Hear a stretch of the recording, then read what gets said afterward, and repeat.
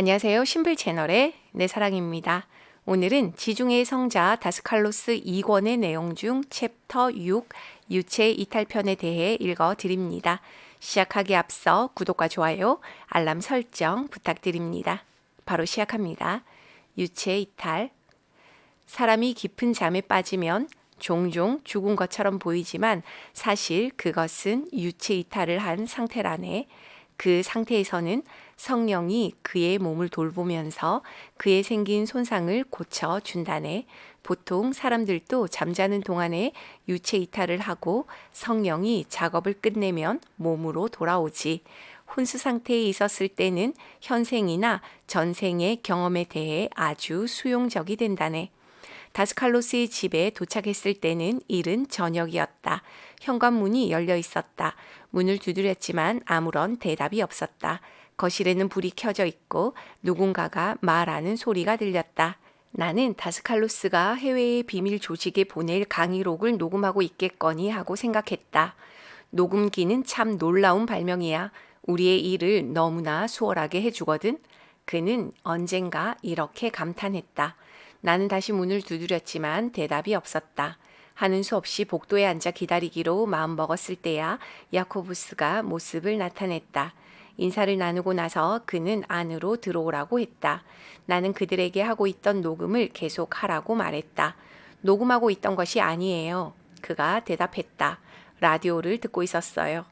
파파이오 나우가 국회에서 연설을 하고 있어요. 그날은 목요일이었다. 키프로스 국회가 주례 회의를 하는 날이었다. 우리는 함께 의자에 앉았다. 라디오에서는 연설이 계속 중계되고 있었다. 당신은 어떤 정치인을 좋아하나요? 야코보스가 갑자기 이렇게 물었다. 좋아하는 사람은 없네. 그들은 혼란만 가중시키지. 나는 정치에 대해 논하고 싶은 생각은 없다는 식의 말투로 시큰둥하게 대답했다. 하지만 야코포스는 다스칼로스나 마찬가지로 정치적 가십에 애호가인 듯 했다. 저는 파파이오 나우를 좋아해요. 그는 나의 반응을 보려는 듯 곁눈질을 하면서 말했다. 그는 매우 현실적이어서 다른 사람들처럼 황당한 말을 안 하지요. 나는 속으로 신비주의자가 이 섬의 우두머리 공산주의자의 웅변제주에 반하다니 참 희한한 일이라고 생각했다. 반면에 리사리데스는 정말 극단주의자예요. 도무지 어떤 생각을 가진 정치가인지 모르겠다니까요. 야코포스는 목화 논란 중인 문제에 빠져들어 이 정치적인 화제를 계속 끌고 갈 분위기였다. 다스칼로스는 안에 계시나? 화제를 좀 더 초월적인 주제로 돌릴 심산으로 내가 물어보았다. 내가 말을 마치자마자 다스칼로스가 방 안으로 걸어 들어왔다. 안녕들 하신가? 그는 호들갑스러운 태도로 손을 비비며 말했다. 별일 없어? 그가 영어로 말했다. 좋아요. 하지만 이 코감기가 낫지 않네요. 내가 머리를 가리키며 그의 태도를 흉내내어 말했다. 이리 와서 의자에 앉아보게. 어쩌면 자네의 코감기를 없앨 수 있을 거야. 나는 그가 시키는 대로 했다. 다스칼로스는 내 뒤에서 다가와 손을 머리 위에 놓았다. 머리에서 가벼운 전류가 흘러내려 배꼽까지 내려가는 듯한 기분을 느꼈다. 다스칼로스가 내 머리 위에 손을 들고 있는 약 7분 동안 계속된 그것은 신기한 느낌이었다. 이제 자네는 에테리의 생명력으로 가득하다네. 감기는 곧 나을 걸세. 다스칼로스는 이렇게 말하면서 부엌으로 가서 손자에게 주려고 만들어 놓은 따뜻한 초콜릿 우유를 가져와서 나에게 주었다. 이걸 마시게. 그러면 완전히 나을 걸세. 그가 나에게 자신 있게 말했다. 놀랍게도 다스칼로스의 마법은 효과를 발휘했다. 머리가 개운해지고 몸이 가벼워졌다. 나는 오랜 대화에 들어갈 준비를 했다. 이리 와보게. 말해줄 게 있네. 다스칼로스가 거실을 나가 복도에 서서 나에게 손짓을 했다. 내가 들어오자 그는 문을 닫았다. 그것은 범상치 않은 일이라고 나는 생각했다. 다스칼로스가 가까운 제자의 하나인 야코보스가 들어서는 안 될 어떤 말을 나에게 하려는 것일까? 그는 이렇게 속삭였다. 내가 전에 야코보스에 대해서 했던 이야기를 그에게 하지 말아주게. 그가 듣고 싶어 하지 않는 이상 말이야. 그는 자신에 대해서 이야기하는 것을 좋아하지 않네. 모든 사람이 저마다 다른 개성이 있고 우리는 그것을 존중해 주어야만 하네. 그것은 야코보스가 겪었던 어떤 체험과 그가 행했던 영혼 치유를 두고 하는 말이었다. 나는 야코보스가 원하지 않는 이상 그의 경험에 대해 우리가 나눴던 이야기를 결코 이야기하지 않겠다고 약속했다. 다스칼로스는 안심했다. 그는 나지막한 소리로 말했다. 야코보스는 위대한 스승이 될 가능성이 있네. 하지만 그는 아직도 너무 어려. 그것이 내가 염려하는 점이야. 실제로 요하께서는 야코보스에게 너무 많은 것을 기대하지 말라고 경고하셨다네. 그는 먼저 성숙해야만 하네. 우리가 다시 거실로 돌아왔을 때 야코보스는 말없이 앉아 있었다. 다스칼로스가 나에게 은밀히 뭔가를 말한 사실에는 전혀 개념치 않는 듯 했다.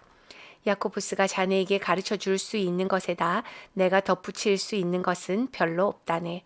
다스칼로스가 목소리를 높여서 이렇게 말하자 야코보스는 수줍게 웃어 보였다.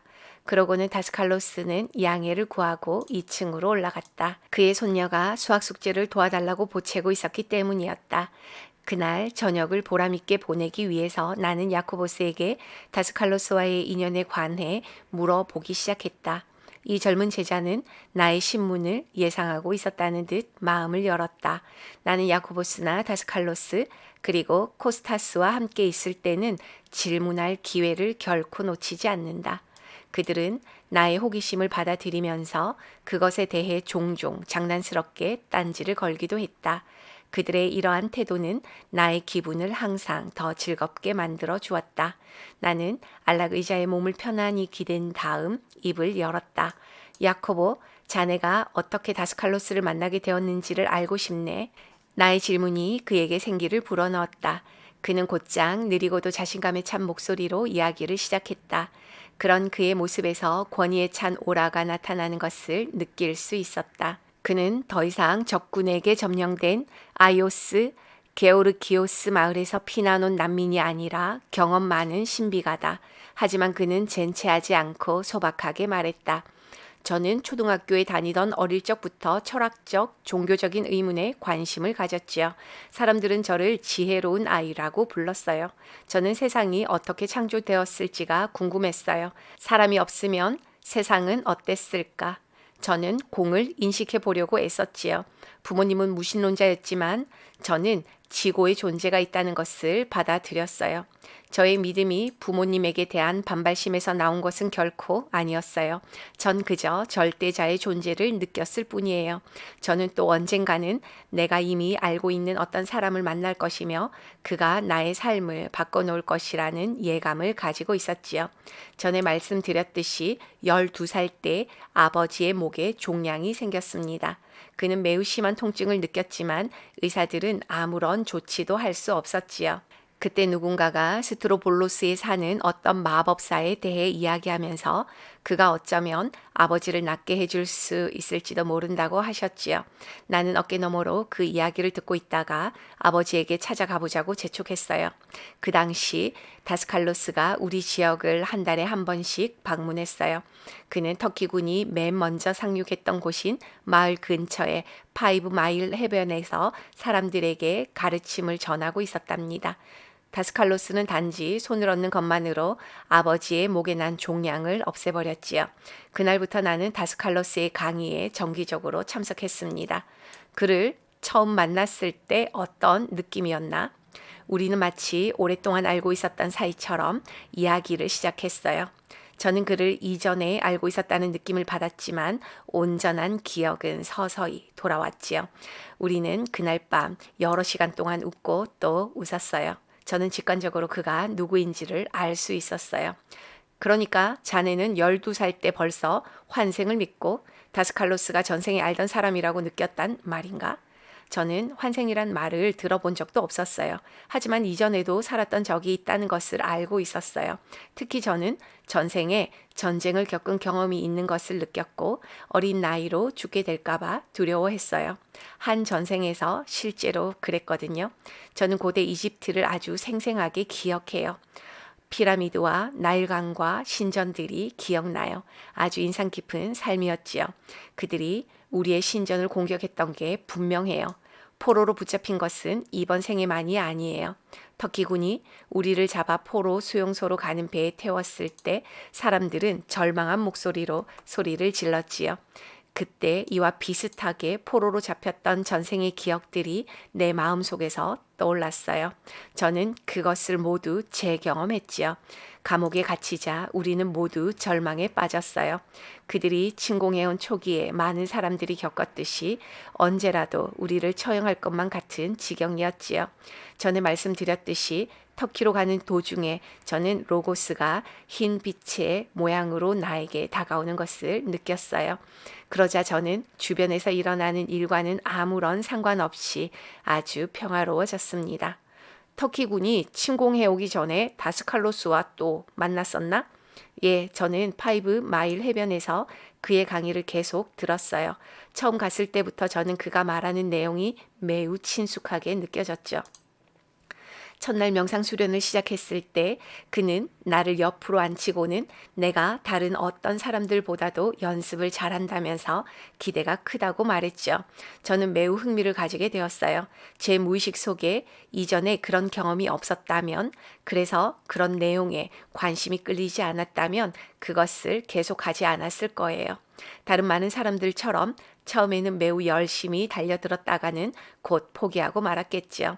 터키에서 감옥에 갇히는 순간부터 저는 다스칼로스와 심령적으로 접촉하기 위해 매우 애를 썼답니다. 그래서 결국은 성공을 했죠. 어떻게 그럴 수 있었나? 내가 물었다.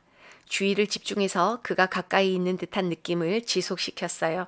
그 후로는 그가 바로 곁에 있는 느낌을 계속 가질 수 있었어요. 기운이 솟았지요. 그 신비한 느낌으로부터 키프로스의 소식은 늘 전해 듣곤 했지요. 그런 소식을 전해주는 목소리를 들었단 말인가? 아니에요. 마음을 비우고 앉아 있으면 마음속에 생각이 들어오곤 했죠. 예컨대 부모님은 잘 계시는지 어디에 계시는지를 알 수 있고 그것은 나중에 확인할 수 있었어요. 또 우리를 석방하기 위한 협상이 진행 중이라는 것도 알았고 그 상황을 다른 수감자들에게 이야기해 주었지요. 야코보스는 석방된 후에 다스칼로스를 찾아갔고 그는 5달 동안의 고난 끝에 얻은 상처들을 치유시켜 주었다. 다스칼로스는 그를 불러서 비밀 모임에 가입하게 했다. 그 이후로 야코보스는 다스칼로스의 가장 가까운 제자 중에 한 사람이 된 것이다. 야코보, 다스칼로스가 2층에서 부르는 소리가 들렸다. 우린 도움이 필요하네. 잠깐만 올라와 줄 수 있겠나? 다스칼로스는 손녀의 수학 숙제를 풀지 못해서 야코보스의 도움을 청하는 것이 분명했다. 10분쯤 지난 후에 세 사람이 아래층으로 함께 내려왔다. 다스칼로스는 선생님이 미쳤다고 불평했다. 그들은 학생들에게 숙제를 너무 많이 내줘서 그것 외에는 아무 일도 할 시간이 없게 만든다는 것이다. 그러고는 우리가 대화를 계속하도록 내버려 두고 손녀를 집으로 데려다 주러 나갔다. 그가 집 밖으로 나가자마자 매우 이상한 일이 일어났다. 거실 문이 마치 그가 나가는 것을 막으려는 것처럼 거세게 떨리기 시작한 것이다. 하지만 우리 외에는 집안에 아무도 없었다. 나는 잠시 바람 때문이려니 하고 생각했다. 하지만 그날 밤은 바람이 없었고 창문과 바깥 현관은 모두 닫혀 있었다. 나는 당황스러운 표정으로 야코보스를 바라봤다. 그것이 소위 폴터가이스터 현상이 아닌가 하는 의문을 품으면서 폴터가이스트 현상이란 집안에서 원인 불명의 소리나 사건이 일어나는 현상. 걱정 마세요. 그는 나를 안심시켰다. 문을 떨리게 하는 것은 우리의 에테르체에서 방사되는 에너지일 뿐이랍니다. 몇 분 후에 떨림은 그쳤다. 나는 믿을 수 없어서 고개를 흔들었다. 그리고 우리는 아무 일도 없었던 양 대화를 이어나갔다. 야코보스는 자신의 유체 이탈 체험과 그것이 착각이 아닌지를 확인하는 방법에 대한 이야기를 들려주었다. 하루는 아침에 일어났는데 간밤에 한 번도 가보지 못했던 장소를 다녀왔다는 것을 알게 되었어요. 그것을 아주 자세히 기억하고 있죠. 아마 그냥 보통의 꿈이었겠지. 내가 생각을 말했다. 아니에요. 꿈이 아니었어요. 야코보스는 힘주면서 말했다. 다스칼로스를 만났을 때 저는 그에게 내가 전날 밤에 갔던 곳을 아는지 물어봤어요. 그는 내가 전날 밤에 갔던 곳을 아주 세밀하게 묘사하고 내가 무엇을 보았는지 다 말했어요. 저는 그런 체험을 계속해서 여러 번 했었고 다스칼로스는 그것을 확인해 주었어요. 유체 이탈의 경험이 우연히 일어났으리라고는 상상할 수도 없어요. 지금 제가 지니고 있는 많은 지식들은 다른 존재들로부터 배워온 것들이랍니다. 다스칼로스는 자신의 몸을 벗어나서 세계의 다른 곳으로 여행할 수 있다고 주장하는데 자네도 그렇게 할 수 있나? 물론이죠. 예컨대 레바논 전쟁 때 우리는 그 지역을 돌아다니면서 부상을 입은 사람들을 격려해 주었죠. 하루는 지진이 일어났는데 매우 마음이 초조했어요. 지진이 일어났기 때문이죠. 아마도 루마니아였을 거예요. 무너진 건물 아래에 깔린 시체들이 보였어요. 저는 구조대원들의 마음속에 사람들이 갇혀있는 특정한 곳을 파보도록 암시를 주었어요. 그리고 저는 심령계에서 영혼의 치유를 행할 수 있었던 많은 예를 기억하고 있죠. 어떻게 그럴 수 있단 말이지? 예컨대 아픈 사람이 나를 찾아오면 저는 그를 낫게 해주려고 애씁니다. 그리고 나중에 유체 이탈을 해서 그를 찾아가 치유를 계속하는 것이죠. 처음으로 유체 이탈을 했을 때는 몸으로 돌아온 후에 겁이 났어요. 왜 그랬나? 심령이지체가 육체로 돌아올 때는 신경계가 매우 긴장합니다. 몸이 떨리는 것은 이 두 신체가 접촉한 결과이지요. 경험이 쌓이자 떨리는 것을 통제할 수 있게 되었습니다. 은줄이 육체와 심령이지체를 연결하고 있죠. 심령이지계에서 만난 사람이 물질계에 존재하는 사람인지를 확인하는 한 가지 방법도 그가 이 은줄을 가지고 있는지를 확인하는 것입니다. 은줄이 없다면 그는 죽은 사람이며 오직 심령이지체만을 가지고 살고 있는 것입니다. 사람의 은줄은 지구를 7바퀴 돌 정도로 늘어질 수 있다고 야코포스는 가르쳐 주었다. 심령이지체를 가지고 지구를 7바퀴 도는 거리보다 더 멀리 여행할 수 없다는 건가? 내가 물었다. 맞아요. 그보다 멀리 가면 은줄이 끊어져서 육체가 죽게 되죠. 먼 우주로 여행하는 다른 방법이 있지만 그것은 오직 가장 높은 경지의 스승들만이 할 수 있죠. 밤 9시가 가까워지자 우리는 배가 고팠다. 우리가 집을 나설 준비를 하고 있을 때 다스칼로스가 돌아왔다. 그가 가지 말고 주방벽에 걸려있는 마을에서 만든 소세지를 먹으라고 했지만 우리는 근처에 쉬시 케밥집으로 가서 음식을 먹으면서 대화를 계속하기로 했다. 집을 나서기 전에 다스칼로스는 내일 제자들의 정기 모임이 있으니 둘 다 참석하라고 일러 주었다. 저녁 식사로 토속 음식에 맥주를 마시면서 나는 야코보스에게 다스칼로스와 함께 지낸 그의 삶에 대해 계속 질문을 했다. 목소리를 낮추세요. 그가 킬킬거리며 속삭였다. 사람들이 우리가 하는 이야기를 들으면 우리가 방금 정신병원에서 나온 사람인 줄 알 거예요. 그러면서 그는 다스칼로스가 가끔씩 문제가 될 말을 아무 데서나 생각 없이 한다고 했다. 하루는 그들이 리무진을 타고 라르나카로 가고 있을 때 다스칼로스는 향수에 젖어서 그들이 함께했던 전생을 회상하기 시작했다고 한다. 야코보스, 자네가 나보다 3살 위였던 때를 기억하나? 다스칼로스는 조심성 없이 이렇게 말을 꺼냈다. 야코보스는 다른 승객이 이 야릇한 대화를 들을지도 모르니 목소리를 낮추라고 속삭였다는 것이다. 때때로 다스칼로스는 너무나 천진난만해요. 자네는 내가 미쳤다고 생각하나? 잠시 후에 다스칼로스가 갑자기 이렇게 물었어요. 그는 호기심에 찬 웃음을 지으며 눈빛을 반짝이고 있었지요. 아마도 내가 그의 조심성 없는 말들 때문에 너무 시달렸으리라고 생각한 게 틀림없어요. 전혀요. 그와는 반대지요. 계속 말씀하세요. 저는 그를 안심시켰지요. 우리가 오늘 이야기했던 문제들은 형이상학이 아니에요. 야코보스는 나설 준비를 하면서 말했다. 형이상학적인 것은 아무것도 없어요. 우리는 이런 현상들을 과학적으로 연구해야 해요. 저는 수학이나 물리학에서 공부한 것의 많은 부분이 다스칼로스가 우리에게 가르치는 것과 비슷하다는 것을 발견해요. 언젠가 우리는 인류를 과학에서 건져줄 새로운 과학을 발달시킬 수 있으리라 생각합니다. 우리가 거리로 나와서 집으로 돌아가려 할 때는 이미 11시 반이었다. 나는 그날 차를 가지고 나오지 않았고 그 시간에는 버스도 없었다. 야코보스는 니코시아 근교의 노동자들의 거주지인 아클란치아 지역에 살고 있었다. 다스칼로스의 집으로부터 5마일 정도의 거리였다. 우리는 콜택시를 타야 했다. 하지만 근처에는 전화가 없었다. 어떻게 해야 할지 모른 채 우리는 걷기 시작했다. 그런데 갑자기 검은 벤츠 택시가 우리 곁을 서더니 타고 갈 것인지 물어왔다. 나는 당황한 채 야코보스의 얼굴을 쳐다봤다. 이처럼 늦은 시간에 검은 벤츠차가 난데없이 나타나서 태워주겠다니 참 묘한 일이라고 생각했다. 그러나 야코보스에게는 그것은 아무 일도 아닌 듯 했다. 택시는 우리가 강력한 욕망의 염체를 만들어내었기 때문에 실제로 나타났다는 것이다. 다음 날 다스칼로스를 만났을 때 나는 유체 이탈에 관해 더 물어볼 것이 있었다. 전에 그와 함께 이 주제에 관해서 이야기를 나누었을 때 새로운 문제에 부딪혔던 것이다.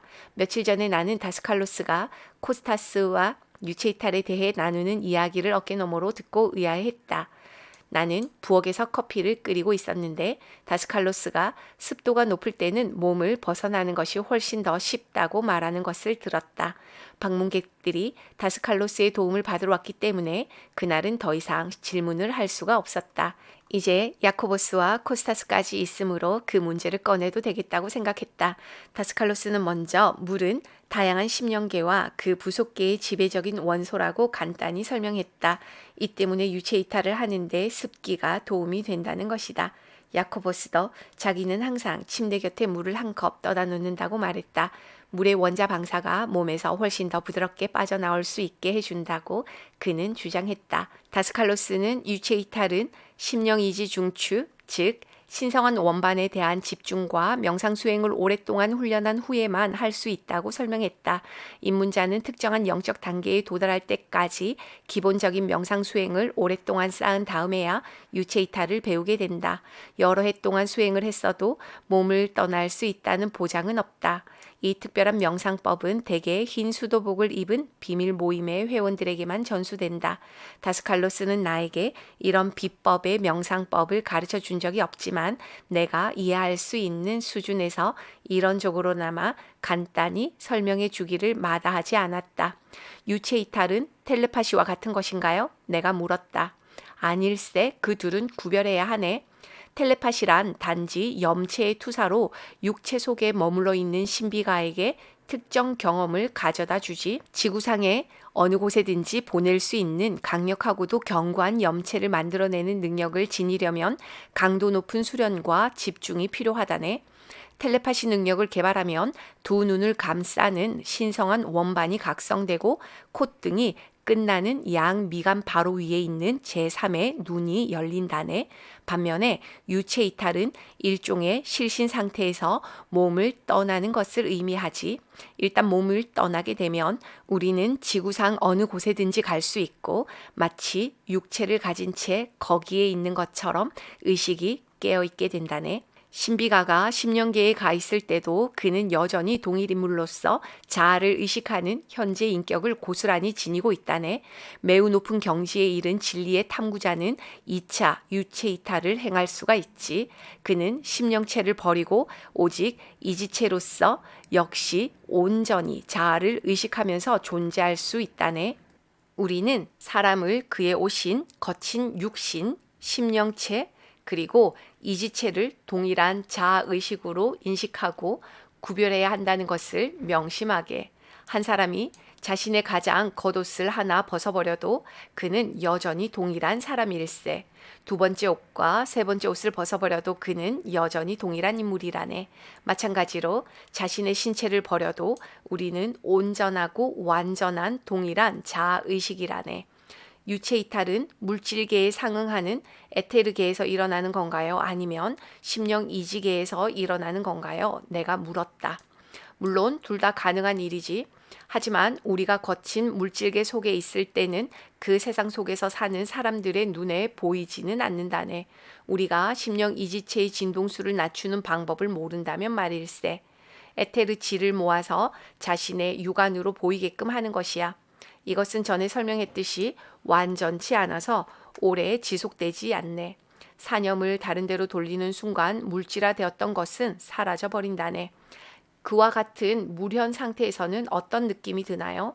그것은 마치 아주 더운 날씨 속에 있다가 시원한 샤워를 하는 기분이지. 아주 상쾌하다네. 그 순간에 무련이 시작되지. 무련이 시작되고 나서는 거의 아무 느낌도 없다네. 다만 자신이 시작한 곳, 그 경우엔 10년계로 되돌아와 있는 자신을 발견하게 되지. 유체 이탈을 하여 10년계에 머물 때에는 10년계에 사는 존재들이 우리를 볼 수 있다네. 이제 훨씬 더 자유롭게 움직이고 싶다거나 10년계에 사는 사람들의 눈에 보이지 않고 싶다면 어떻게 해야 할까? 이런 경우엔 육신을 벗어날 뿐만 아니라 심령체도 벗어나야만 한다네. 이것이 우리가 말하는 2차 유체 이탈이라네. 말하자면 이지체만을 가지는 것이지. 이것은 1차 유체 이탈보다 훨씬 더 어려워. 만일 이지체만을 가지고 있다가 10년계에 무련하기로 한다면 이지체의 진동수를 낮추어서 10년계의 에테르 에너지를 흡수해야 한다네. 이런 종류의 무련이 일어나면 마치 자신이 시원한 오라에 감싸인 듯한 느낌을 갖게 된다네. 2차 유체 이탈을 했을 때 심령체는 어떻게 되나요? 야코보스가 물었다. 그것은 수백 년 동안 신비가들에게 수수께끼로 남아있다네. 그것은 거친 육체로 돌아갈까? 대답은 천만의 일세. 심령체는 영구적인 원자 속으로 들어가고 그것을 현재 인격과 영구 인격이 지니게 되지. 심령체는 이지체 속에 마치 마이크로필름처럼 들어간다네. 심령체 전체가 수축하여 자아를 의식하는 영구 인격 속에 심령질 원자가 된다네. 이제 심령체를 돌보는 것은 영구 인격이지. 그러므로 이지체의 진동수를 낮추면 심령체는 고스란히 완전한 모습으로 거기에 있게 되네. 아무것도 더해지지도 않고 덜해지지도 않은 채로 말일세. 그래서 우리가 유체 이탈을 해서 거친 육체를 벗을 때는 그것을 떠난 곳에 고스란히 두고 가며 이를 성령이 돌보게 된다네. 2차 유체 이탈 중에 우리의 심령체는 그것이 도달한 완성도나 그것이 10년계의 어떤 차원에 진동하느냐와는 상관없이 자동적으로 자신을 수습하여 그 형상이 이지체 속의 심령질 원자로 변한다네. 우리는 원자화된 우리의 심령체를 이지계에 지니고 다니며 우리가 진동수를 낮추면 그것은 자신의 형상과 생명 에너지를 다시 회복하는 것이라네. 이것이 완벽한 설명이야.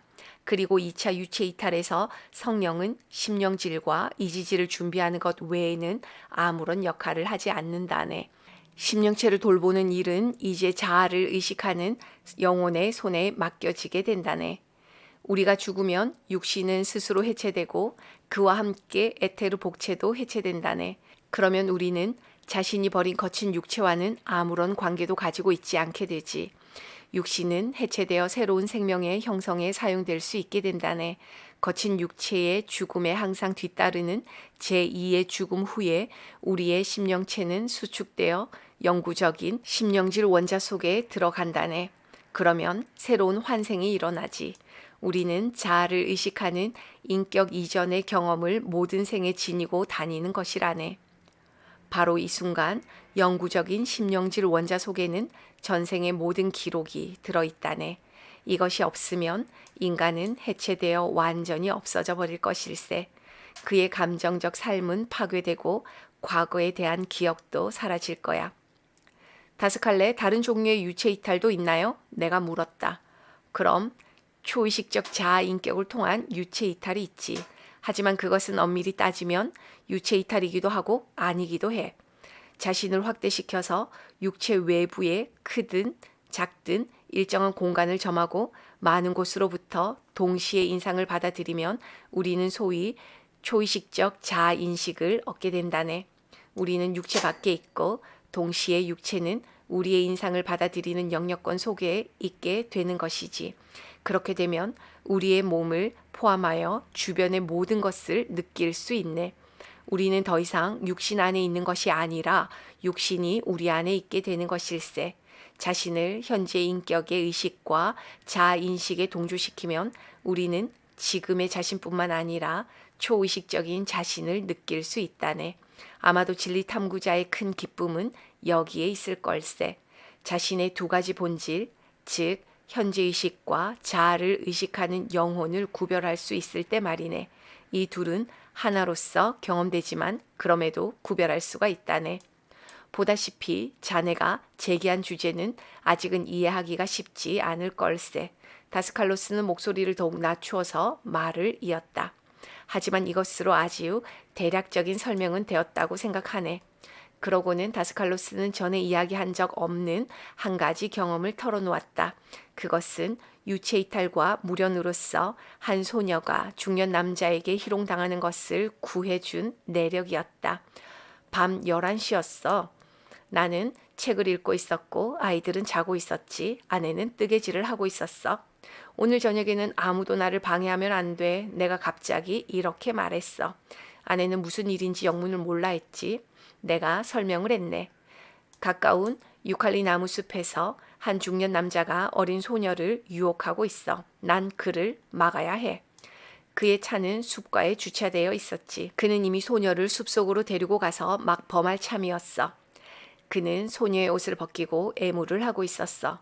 소녀는 흐느끼고 있었지. 그가 소녀를 강간하려고 했나요? 내가 물었다. 몰라. 소녀는 겉보기엔 그를 따라간 듯 했어. 하지만 그 애는 15살밖에 안 됐어. 나는 그를 막아야만 했지. 나는 몸을 빠져나와 그의 앞에 나타났어. 그는 나를 발견하자 놀라서 숨이 막혔다네. 나는 손으로 그의 얼굴을 잡고 나무를 향해 밀쳤어. 그는 나의 얼굴과 가슴과 손만을 보았어. 그것은 완전한 무련이 아니었거든. 지금 당장 그 소녀를 집으로 보내줘 하고 내가 명령했지. 나는 오솔길을 가리키며 그에게 움직이라고 말했어. 내가 내 뒤를 따라갈 거야. 명심해. 소녀는 다시 울기 시작했어. 그는 내가 시키는 대로 했고 소녀를 집 근처에 데려다 줬네. 이 남자는 니코시아에서 왔고 그는 나를 알고 있었다네. 며칠 후에 그가 나를 찾아왔네. 그는 혼란에 빠져 있는 듯 했고 그 경험이 진짜였는지 아니면 악몽이었는지 의아해하고 있었어. 그는 우리 집으로 들어와서 이렇게 말했어. 친구 자네에게 물어볼 게 있네. 난 흥미없어. 내가 매정하게 말했지. 자넨 왜 내가 즐기려고 하는데 끼어들어서 방해했나? 부끄럽지도 않은가? 자네 딸이 그 소녀와 같은 나이일세. 자네가 그 소녀를 착류촌으로 몰아넣을 뻔했단 말이야. 그날 내가 자네 뺨을 때렸던가? 아니. 그렇다면 지금 해야겠군. 나는 그의 뺨을 한 대 갈겼어. 자네 마음속에 아직도 그 소녀를 유혹하려는 욕망이 있군. 자넨 짐승이야. 자네 딸을 생각해보게. 그가 울기 시작했어. 내 딸은 착한 아이일세. 그럼 그 소녀는 뭐라고 생각하나? 나는 화가 치밀어 이렇게 말했네. 우리는 거의 야만적으로 행동해야만 할 때도 있다네. 이 지구는 돌아다니기에 만만한 곳이 아니야. 이 경우엔 육신을 가지고 숲으로 달려갈 시간이 없었기 때문에 나는 무련시켜야만 했었지. 어떤 일을 하기 위해서 무련 형태의 유체 이탈을 하는 것이나 육신을 사용하는 것이나 나에게는 별 차이가 없다네. 육신으로 어떤 곳에 가는 것과 자신을 그곳에 무련시키는 것은 엄청난 차이가 있다고요. 내가 말을 받았다. 자넨 그럴지 몰라도 나에겐 마찬가지일세. 다스칼로스는 천진하게 대꾸했다. 당신이 지금 얘기한 그런 일을 해내려면 보통 사람들에게 익숙해 있는 자연의 법칙을 모두 위반해야 해요. 다스칼로스는 한바탕 웃고 나서 또 다른 예를 이야기하기 시작했다. 한 번은 집 근처의 커피숍 앞을 지나다가 안에서 열띤 논쟁이 벌어지고 있다는 것을 발견했다네. 주제는 간통이었지. 한 사내의 사촌이 그의 아내와 정사를 가졌던 거야. 그날 공교롭게도 그 둘이 마주 앉아 커피를 마시게 되었던 거지. 남편은 대화 중에 아내가 사촌과 짜고 그를 배신한 것을 알아냈다네. 그는 사촌과 말다툼을 시작했지. 다른 손님들이 옆에서 끼어들어 부채질했어. 사촌은 마침내 부정한 관계를 맺은 것을 시인했지만 자기 잘못이 아니라고 우겼어. 그 순간 배신당한 남편은 날카로운 칼을 잡고는 사촌의 가슴팍에 팍 찔러 넣을 태세였다네. 나는 커피숍 바깥 도로에 서 있었지. 상황이 너무나 급작스럽게 진행되고 있어서 아무도 막지 못했어. 나는 순간적으로 손을 무련시켜 칼을 쥐고 있는 그의 팔을 붙잡았다네. 보이지 않는 손을 무련시켰나요? 내가 물었다. 그렇지. 그는 아무리 애를 써도 치켜든 팔을 내릴 수가 없었지. 그러자 다른 사람이 뛰어들어 그의 칼을 빼앗았다네. 나중에 그는 나를 보더니 말했어. 왜 내 손을 붙잡았어? 나는 그에게 성질을 다스려야 한다고 타일렀네. 이미 그의 목에 교수형의 밧줄이 걸려 있다고 말이야. 자식들을 생각하시오. 나는 그를 타일렀지. 그리고 그의 사촌에게는 비행기표를 구해서 다음날 키프로스를 떠나라고 충고했네. 그는 나의 충고를 받아들이고 아프리카에 있는 친척에게로 떠났어. 유체 이탈에는 어떤 위험이 따르나요? 잠시 후에 내가 물었다. 사람이 깊은 잠에 빠지면 종종 죽은 것처럼 보이지만 사실 그것은 이미 유체 이탈을 한 상태라네. 그 상태에서는 성령이 그 몸을 돌보면서 그날에 생긴 손상을 고쳐준다네. 보통 사람들도 잠자는 동안에 유체 이탈을 하고 성령이 작업을 끝내면 몸으로 돌아오지. 혼수 상태에 있을 때는 현생이나 전생의 경험에 대해 수용적이 된다네. 자, 그런데 성령이 왜 현재 인격을 이처럼 혼수 상태에 가져다 놓는다고 생각하나? 그것은 심령체로서 경험하는 모든 것은 거친 육신에 전달될 수 있기 때문이라네. 심령체로 떠돌던 사람이 추락을 하여 땅에 부딪히면 그는 깨어나서 몸에 상처가 나 있는 것을 발견할 것일세. 하지만 성령은 거친 육체가 완전한 기능을 유지하도록 관리만 할 뿐만 아니라 잠자는 인격체가 평온하고 안전하도록 돌본다네. 잠을 자는 동안에는 성령이 개입해서 영향받을 수 있는 위험으로부터 그 인격체를 보호한다네. 꿈속에서 위험에 처했다가 재앙을 당하기 직전에 깨어난 적이 많지 않은가? 그것은 불쾌한 경험을 당하기 전에 자네를 육체로 돌려보내주는 지혜로운 성령의 도움 덕택이라네. 자네도 그런 경험을 한 적이 틀림없이 있을 걸세. 그러니까 자네의 질문처럼 유체 이탈 중에 위험을 당할 수 있느냐고 한다면 그렇다고 대답해야겠지. 우리가 본 바로 육체와 인격 양쪽 모두의 위험이 존재한다네. 유체 이탈 중에는 파동이 훨씬 더 강력해져서 그로 인해 영구 원자로부터 전생의 경험이 끄집어져 나온다면 극복될 때까지 잠재된 상태로 남아 있어야만 할 어떤 상태를 자극하여 각성시켜 놓게 될 수도 있다네. 의식적인 유체 이탈에서는 많은 위험이 따르므로 매우 조심을 해야만 한다네. 어떻게요? 내 경험으로 예를 들어주지. 레바논 내전 때 우리는 기독교도와 회교도 양쪽의 부상자들을 돌보러 거기에 가 있었다네. 일부 마법사들이 우리가 양쪽을 모두 돕고 있었다는 것을 알고는 화가 났지. 그들은 우리에게 회교도들만 도와주라고 요구했어. 내가 유체 이탈을 해 있는 동안에 이 마법사들이 나의 육체로 와서는 칼을 무련시켜 사타구니를 찔렀다네. 나는 즉시 통증을 느끼고 몸으로 돌아왔네. 나는 수건으로 출혈을 막으면서 처남을 불렀다네. 그가 나를 살려주었지. 침대 시트는 피로 흥건하게 젖었다네. 내가 육체를 떠나기 전에 수호 염체를 만들어 놓은 것을 잊어먹은 탓이야. 만약 그렇게 했다면 이 마법사들이 해코지를 못했을 걸세.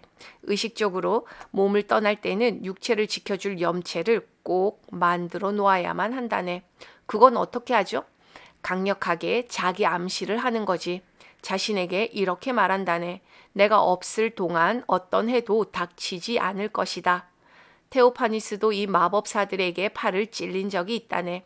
다행히도 그 상처는 심각하지는 않았지.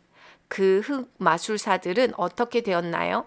인도의 형제들이 끼어들어서 그들이 자신의 육체로 돌아가지 못하게 막았지. 잘 이해가 안 되는데요. 수피 스승들이 이 레바논 마법사들이 우리에게 한 짓을 알아차리고는 저지하기로 한 것일세. 그들은 사념으로 그들의 심장을 멈추게 해서는 10년계로 데려갔다네. 말하자면 그들이 마법사들을 죽였단 말씀이군요. 유감스럽게도 그렇다네. 하지만 나는 극구 반대하면서 수피 형제들에게 레바논의 마법사들을 해치지 말라고 호소했다네. 그들은 내 말을 듣지 않았네. 그들은 이렇게 말했지. 우리는 회교도일세. 우리는 이 문제를 회교도식으로 처리할 걸세. 우리는 그들이 파괴적인 행위를 계속하도록 놔두지 않기로 결정했네. 다스칼로스의 이야기는 한 인류학자가 아프리카에서 연구조사를 하다가 겪은 기이한 경험을 강하게 상기시켜 주었다. 그는 몇 년 동안이나 비밀로 간직했던 자신의 경험을 털어놓았다. 그가 아프리카의 한 부족을 연구하러 갔을 때 부족의 주술사는 그에게 적대적이었다. 그러자 인류학자에게 이상하고도 공포스러운 사건들이 잇따라 일어났다. 그는 범인이 주술사라는 것을 깨달았다. 그는 목숨의 위협을 느끼고는 이 부족의 마법 의사에게 접근하여 마침내 호감을 사는 데 성공했다. 그 원주민 무당은 인류학자에게 이렇게 말했다. 당신네 유럽인들은 우리 아프리카에 존재하는 숨겨진 힘에 대해서는 너무나 무지하다. 그는 자신의 힘을 보여주기 위해 그 지역의 총독을 미치게 만들 수도 있다고 자랑했다. 놀랍게도 그 다음날 그 총독은 미쳐서 병원에 입원해야만 했다. 정신질환의 병력이 없는 사람이었는데도 말이다. 나의 동료 인류학자가 현지 조사를 끝내고 아프리카를 떠날 준비를 하자 정이 들은 원주민들은 슬퍼하면서 남아서 같이 살자고 예언했다. 그는 원주민들의 감정을 가능한 한 다치지 않게 하기 위해서 유럽으로 떠나야 하는 이유가 좀 더 건조한 기후가 필요하기 때문이라고 변명을 둘러댔다. 여기는 비가 너무 많이 내려요 하고 그가 말했다. 그러자 원주민들은 그것이 문제라면 온 숲에 비가 쏟아지더라도 당신의 텐트 주위에는 비가 오지 않게 하면 어떻겠어 하고 말했다. 그러고는 원주민들은 그의 텐트 주위를 돌면서 춤을 추기 시작했다. 갑자기 식물들을 뿌리째 뽑아가지고는 거꾸로 심었다. 그는 그저 자연의 순리를 거스르는 뜻을 상징적으로 표현하는 것이려니 하고 생각했다. 그는 내게 이렇게 말했다. 난 믿을 수가 없었다네 키리아코. 그들이 춤을 추기 시작하는 순간 숲의 다른 곳에는 비가 쏟아지는데도 텐트 주위에는 비가 내리지 않는 것이 아닌가? 이 인류학자는 자신의 경험이 사실임을 믿어 의심치 않았다. 텐트 주위에는 정말 비가 그쳤다는 것이다. 하지만 그는 자신의 학문적 명성에 누를 끼칠까봐 이와 비슷한 신비로운 경험들은 입 밖에 내지 않았다. 그의 동료들은 그가 정신이 나갔다고 할 것이고 그의 현지 작업을 신뢰하지 않을지도 몰랐다. 그는 이렇게 말했다. 나는 평생 동안 합리적인 사고를 하도록 훈련받았네. 나는 직접 경험했음에도 불구하고 그런 문제를 어찌해야 할지 알 수가 없네. 지금 변화하기에는 난 너무 늙었어. 자네는 젊어. 어쩌면 자네가 살아있는 동안에는 이런 문제들이 학문적 연구의 대상으로 존중을 받을 수 있을지 모르겠군. 이런 이야기는 우리에게 놀랄 일이 전혀 아니라네. 다스칼로스는 전에도 여러 번 말했듯이 이렇게 이야기했다. 이런 능력은 모든 인간에게 잠재되어 있다네. 다스칼로스는 이어서 우리는 그러한 능력을 올바로 오직 치유를 위해서만 사용해야 한다고 말했다. 우리가 영적으로 진화하지 못한다면 그런 능력은 잠재된 채로 남아 있어야만 하네. 자네의 이기심을 극복하지 못하면 자신과 남들에게 위험할 수 있거든. 우리의 유체 이탈에 관한 대화는 현관을 두드리는 소리 때문에 중단되었다. 잘 차려입은 사업가 차림의 45살의 남자가 아내로 보이는 여자를 데리고 나타났다. 그들은 매우 초조해 보였고 다스칼로스와 따로 이야기할 수 있느냐고 물었다. 다스칼로스는 지금 강의 중이니 급한 일이 아니면 다음날 오라고 대답했다. 그들은 매우 급한 일이라고 우겼다. 그들의 목숨이 걸린 위급한 결정을 다음날까지 내려야 하므로 다스칼로스의 도움이 필요하다는 것이었다. 야코포스와 코스타스와 나는 방에서 나갔다. 다스칼로스는 그들과 30분 정도 시간을 보냈다. 그들이 떠난 후에 다스칼로스는 그 방문객들의 문제가 무엇이었는지를 우리만이 비밀로 하고 이야기해 주었다. 그는 많은 봉급을 받는 은행원이었는데 해외로 외화를 불법 반출하고 있었다. 그런데 그의 행위가 곧 드러날 상황에 처해서 직장을 잃을까봐 두려웠던 것이다. 다스칼로스가 은행 고위직 사람들을 몇 명 알고 있다는 사실을 전해 듣고 그 사내는 자기를 도와달라고 간청하러 온 것이었다. 나는 그것을 거절했고 그의 행위가 부정직한 것임을 설명해 줬네. 다스칼로스가 엄숙하게 말했다. 나는 이렇게 말했네. 이 나라가 처해 있는 문제에 비춰볼 때 어떤 사람들은 그것을 반국가적인 배신 행위라고 할 것이지요. 우리는 지금 생존을 위해 몸부림치고 있어요. 이 섬나라는 반이 외국의 군대에 점령당해 있는데 외화를 반출하다니 우리가 어떤 방법으로 이 문제를 해결할 수 있으리라고 생각하오? 총으로? 유일한 해법은 경제를 살리는 것이고 정치적 수단으로 투쟁을 하는 것이요. 그는 이렇게 대꾸했네. 저는 그런 식으로 한 번도 생각해 보지 않았어요. 그러면 그에게 어떻게 하라고 충고했나요? 내가 물었다. 지금의 상황에서 가장 고통이 적은 방법은 그가 사표를 내는 것이라고 했지. 그러지 않으면 그는 탄론하게 되어 있는 걸. 만약 사표를 내고 퇴직금을 받을 수 있다면 그 돈으로 뭔가를 시작할 수 있을 테고 자신과 가족을 위해 새로운 삶을 살 수 있겠지. 사실 그에게는 다른 선택이 없다네. 끝내는 감옥에 갇히고 말 테니까. 우리는 그날 저녁 남은 시간을 정치에 관한 이야기를 하며 보냈다. 유체 이탈에 대해서는 나중에 또 이야기할 수 있을 거야. 다스칼로스는 자리를 파하기 전에 이렇게 약속했다. 마지막으로 한 가지만 물어보겠습니다. 나는 일어날 준비를 하면서 장난스러운 투로 말했다. 며칠 전에 신문에서 읽었는데 북부 그리스를 여행하던 영국인 관광객이 발에 화상을 입고 입원했다고 하더군요. 불타는 석탄 속에 뛰어들었다나요? 그는 아나스테나리데스가 가짜라는 것을 증명하고 싶었다는군요. 아나스테나리데스는 불 위를 걷는 사람들의 사교 집단으로 그들은 해마다 한 번씩 종교의식으로 맨발로 불타는 석탄 위에서 춤을 추었다. 그들은 먼저 손에 성 콘스탄틴의 상을 들고 불 주위에서 춤을 춘다. 그러다가 어떤 심리 상태에 몰입되면 맨발로 불 위에서 춤을 추기 시작하는데 전혀 화상을 입지 않는다. 이런 현상은 인류학 문헌에도 기록되어 있는데 비슷한 사례는 그리스뿐만이 아니라 아프리카와 아시아에서도 보고된 바 있다. 내가 알기로는 아직 이 신기한 현상을 과학적으로 해명하지 못하고 있다. 그리스 교회는 이것을 이교도의 악마적인 의식으로 매도할 뿐이다. 그러나 행하는 사람들은 그들의 깊은 믿음 때문에 성령의 보호를 받기 때문이라고 주장한다. 다스칼로스는 사람을 공중부양시키는 것과 동일한 원리가 이 경우에도 작용하는 것이라고 설명했다. 모든 것은 잠재의식을 통해서 이루어진다. 그들은 해마다 행하는 의식을 통해 자신을 수호해줄 성 콘스탄틴의 염체를 만들어 왔다. 의식을 시작하면 이 염체가 그들의 잠재의식 속에 들어오는 것이라고 말이다. 그들이 자신도 깨닫지 못한 채 실제로 하고 있는 것은 자신들의 발과 몸을 농축된 에테르 에너지의 층으로 감싸서 그것이 발과 불타는 석탄 사이에서 단열작용을 하게끔 하는 것이라네. 자네들 오늘 밤 자정에는 잠자리에 있어야 해. 오늘 밤에 할 일이 있다네. 다스칼로스는 우리를 보내면서 야코포스와 코스타스에게 말했다. 그런 말들은 이제 나를 놀라게 하지 않는다. 내가 처음에 이런 식의 이상한 말을 들었을 때는 수없이 질문을 해대며 설명을 요구했었다. 그러나 이제는 그런 이상한 말들이 예사롭게 들리게 된 것이다. 나는 다스칼로스가 무슨 말을 했는지 안다. 그는 밤중에 몸을 떠나 여행하면서 누구든 도움이 필요한 사람들을 도와주는 보이지 않는 구원자로서 일종의 아스트랄계 순찰을 하는 데에 제자들의 동행이 필요했던 것이다. 일전에 나는 코스타스와 야코포스가 둘이서 기앳말로 간밤의 경험을 얘기하는 것을 어깨너머로 들은 적이 있다. 그들은 자신이 유체이탈 중에 경험한 내용의 신빙성을 서로 점검하고 있었던 것이다. 경험이 일치하는가요? 내가 물어보았다. 그들은 둘 다 고개를 끄덕이며 의아해하는 나의 표정에 웃음을 터뜨렸다. 그들은 이런 식으로 각자 점검을 함으로써 자신들이 다스칼로스에 의해 인도되고 살고 있는 세계가 환상도 자기 도치도 아닌 사실상 현실의 더 실제적인 일면이라는 확신을 다져가는 것이었다.